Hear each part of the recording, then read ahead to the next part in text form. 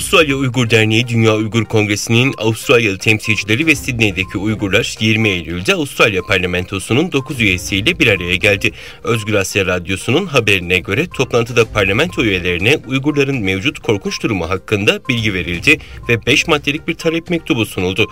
Toplantıya katılan Uygurlar görüşmenin olumlu geçtiğini, bazı siyasi partilerin ve milletvekillerinin Uygur soykırımıyla ilgili bir karar taslağı sunabileceğini söyledi. ABD, Kanada ve bazı batılı ülkelerin parlamentoları Çin'in Uygurlara yönelik hak ihlallerini soykırım olarak kabul ediyor.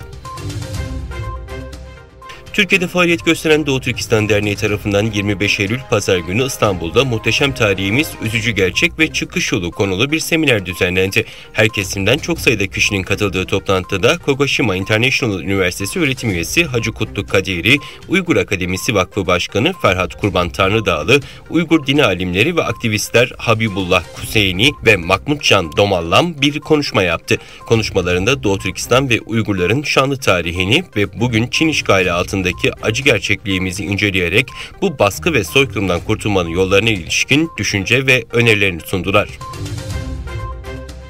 Radio France International'ın haberine göre Almanya Başbakanı Olaf Scholz'un Birleşmiş Milletler Genel Kurulu'na Uygurlara yönelik kötü muamele uygulayan Çin rejimine insanlık dışı davranışlarını iyileştirmesi yönünde tavsiyelerde bulunması hususunda çağrı yaptı. Ancak Çin tarafının bu önerileri yalanlayarak reddettiği bildirildi.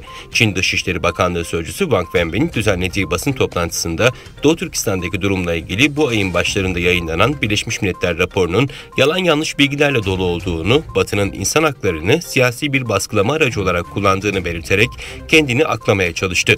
Buna karşın Alman ulusal televizyon kanallarında soykırımla ilgili özel programlar yapıldı. Çin'in Cezayir Büyükelçiliğinden yapılan yazılı açıklamada Birleşmiş Milletler 77. Genel Kurulu görüşmeleri için New York'ta bulunan Çin Dışişleri Bakanı Wang Yi'nin Cezayirli mevkidaşıyla bir araya geldiği belirtildi. Açıklamada Wang'ın Çin tarafının Cezayir'in BRICS'e katılmasını memnuniyetle karşıladığını aktararak Wang'ın ayrıca ülkesinin Cezayir'in Arap Birliği dönem başkanlığını ve bu ülkede yapılacak Arap Birliği zirvesinin başarılı olmasını desteklediğini kaydettiği ifade edildi. Ukrayna Devlet Başkanı Volodymyr Zelenski, ABD'nin verdiği ulusal gelişmiş karadan havaya füze sisteminin kendilerine ulaştığını söyledi. Zelenski, CBS News'te Margaret Brennan'ın konuğu olarak Ukrayna-Rusya savaşındaki son gelişmeleri aktardı.